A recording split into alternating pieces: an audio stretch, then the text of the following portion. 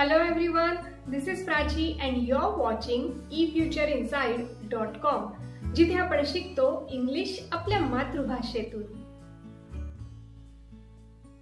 आता आपण पाहणार आहोत question tag. This is the most important topic in English grammar, so I highly recommend you to watch this video till the end. Okay, so let's get started. जरा ही वाक्य बघा. ती छान गाणं म्हणते, नाही का? आज खूप गरम होतंय, हो ना? असं आपण नेहमी म्हणतो. आता या वाक्यात आपण शेवटी प्रश्न विचारलाय. नाही का, हो ना, यालाच क्वेश्चन टॅग म्हणतात. हे आपण विचारतो कारण आपल्याला समोरच्याचं कन्फर्मेशन हवं असतं की मला असं वाटतंय की आज खूप गरम होतंय, तुलाही असंच वाटतंय ना? रोजच्या बोलण्यात आपण याचा नेहमी वापर करतो. आता बघूया याचा इंग्लिशमध्ये वापर कसा करायचा. First we will understand the meaning. A question tag is a short question at the end of the statement. वाक्याच्या शेवटी आपण जेव्हा छोटासा प्रश्न विचारतो त्याला क्वेश्चन टॅग म्हणतात. For example, Mohan is a clever boy, isn't he? Mohan हुशार मुलगा आहे, नाही का? Question tag are used when asking for agreement or confirmation. Question tag आपण समोरचा व्यक्ती आपल्याशी सहमत आहे की नाही हे जाणून घेण्यासाठी करतो. It is mostly use while speaking and always use contraction to form them. याचा वापर आपण बोलण्यासाठी जास्त करतो आणि त्यासाठी कॉन्ट्रॅक्शनचा वापर करतो. आता कॉन्ट्रॅक्शन म्हणजे इज नॉट ला जॉईन करून आपण इजंट हा वर्ड तयार केला, त्याला कॉन्ट्रॅक्शन म्हणतात. आता इंग्लिशमध्ये क्वेश्चन टॅग वापरताना याचे काही नियम आहेत. For example, when using question tag, a positive statement followed by a negative question tag and a negative statement followed by a positive question tag. म्हणजे जर वाक्य पॉझिटिव्ह असेल तर क्वेश्चन टॅग नेहमी निगेटिव्ह असतो आणि जर वाक्य निगेटिव्ह असेल तर क्वेश्चन टॅग पॉझिटिव्ह असतो. For example, this is a nice car, isn't it? ही किती छान गाडी आहे, नाही का? इथे दिस इज नाईस कार हे पॉझिटिव्ह सेंटेन्स आहे, तेव्हा आपण निगेटिव्ह क्वेश्चन टॅग वापरलाय. इथचं निगेटिव्ह होतं isn't. Now let's see second example. They don't play football every day, do they? ते रोज फुटबॉल नाही खेळत, हो ना? आता इथे they don't play football every day हे निगेटिव्ह स्टेटमेंट आहे, तेव्हा आपण क्वेश्चन टॅग पॉझिटिव्ह वापरला आहे. डोंट होतं do. Okay, now we will see what is intonation. Intonation is the rise and fall of the voice in speaking. Intonation म्हणजे आपल्या आवाजातील उतार आणि चढाव. Question tag has rising intonation and falling intonation. Question tag मध्ये rising and falling असे दोन intonation असतात. First we will see rising intonation. When we are not sure or less sure of the answer and want to check, that time we use rising intonation. That time our voice goes up. For example, Rohan doesn't speak English, does he?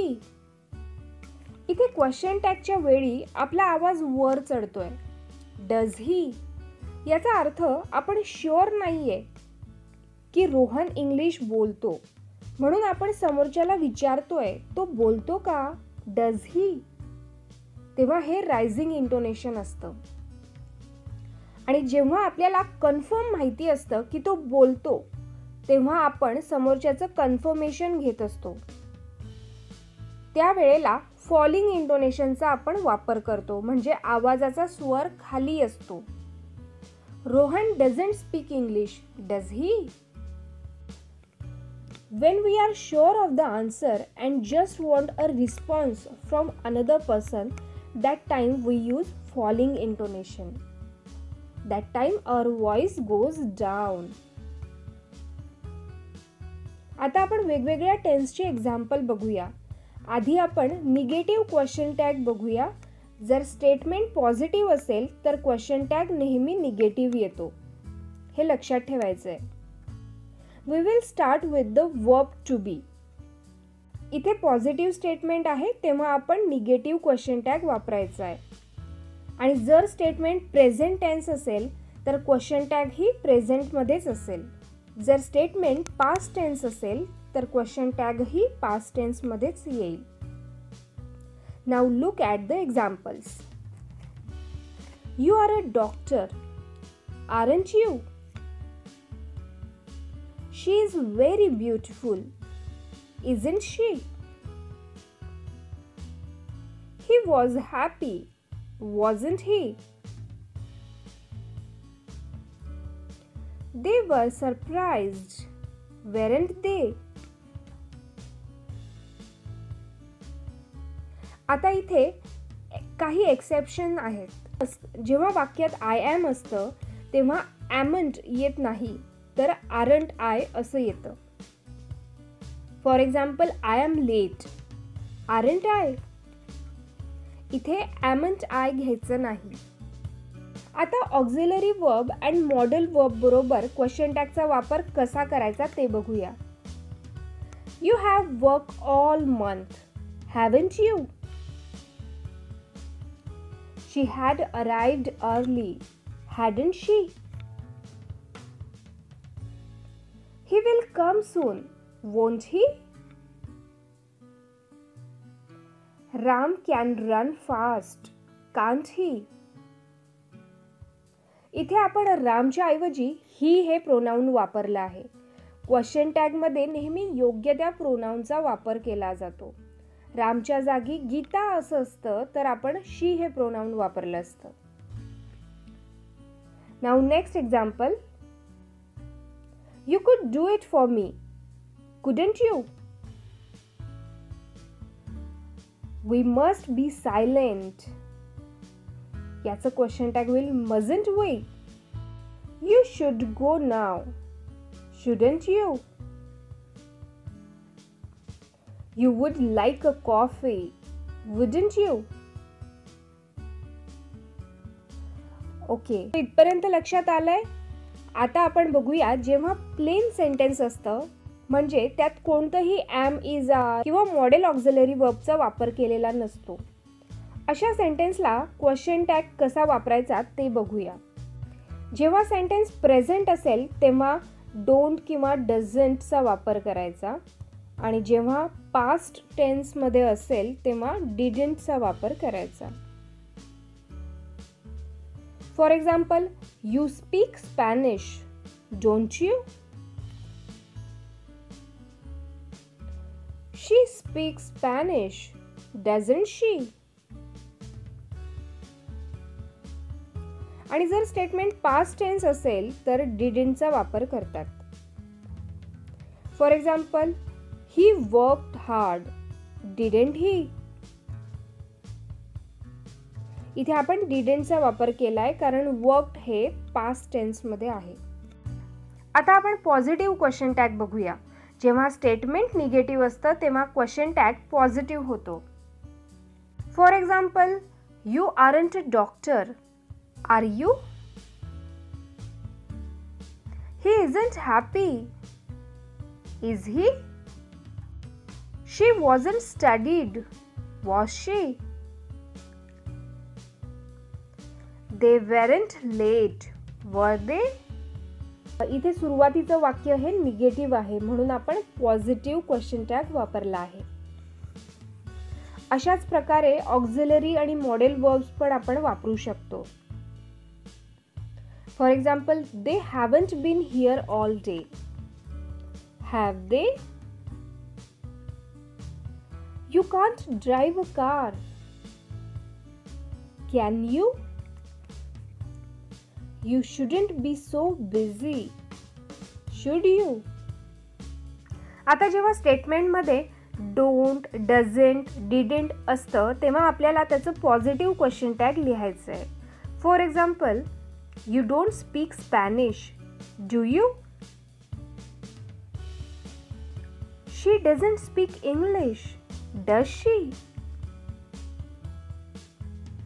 He didn't sleep yesterday, did he? आता जर तुम्हाला do कधी वापरायचा आहे किंवा does कधी वापरायचा आहे असं कन्फ्युजन असेल तर टेन्सचा व्हिडिओ तुमच्यासाठी बनवला आहे. त्यात सगळं डिटेल समजून सांगितलं आहे. तो नक्की बघा. डिस्क्रिप्शनमध्ये त्याची लिंक दिली आहे. Now one more important point is that statements using hardly, rarely, barely, nobody, nothing are treated as negative statement.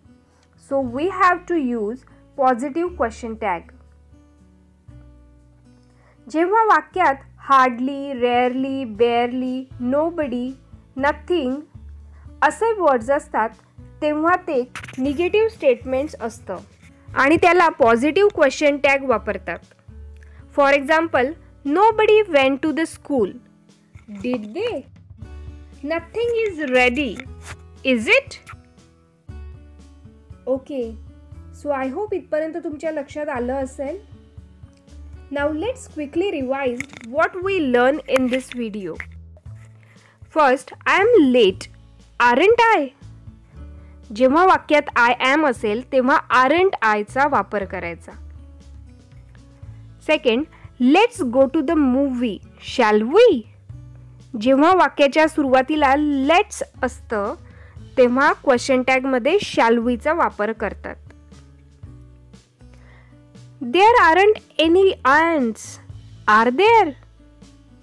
वाक्यात जर there हे प्रोनाउन असेल तर क्वेश्चन टॅग मध्येही there चा वापर करतात. Next, this is Gita's book. Isn't it? इथे वाक्याची सुरुवात जरी this ने झाली असली तरी बुक साठी आपण it हे प्रोनाउन वापरलं आहे. Isn't this वापरायचं नाही. Don't forget, will you? आणि जेव्हा आज्ञार्थी वाक्य म्हणजेच इम्पेरेटिव्ह सेंटेन्स असेल तर क्वेश्चन टॅग मध्ये नेहमी will you चा वापर होतो. मग ते वाक्य होकारार्थी असो किंवा नकारार्थी. आता आज्ञार्थी वाक्य म्हणजे नेमकी कोणती ते बघूया. तर ज्या वाक्याची सुरुवात वर्ब म्हणजेच क्रियापदाने होते त्याला आज्ञार्थी वाक्य म्हणतात. For example, give me your book. Will you? Sing a song. Will you? Okay. तर अशा पद्धतीने आपण क्वेश्चन टॅग हा टॉपिक पूर्णपणे कव्हर केला आहे. आय होप तुमच्या हे लक्षात आलं असेल. This was easy, wasn't it? असे अजून काही एक्झाम्पल्स तुम्हाला सुचत असतील तर कमेंटमध्ये नक्की लिहा. आणि अशाच सोप्या पद्धतीने English grammar communication skill improve करण्यासाठी चॅनल लाईक, शेअर आणि सबस्क्राईब करा. लवकरच भेटूया पुढच्या व्हिडिओमध्ये. Till then, bye bye. Keep practising.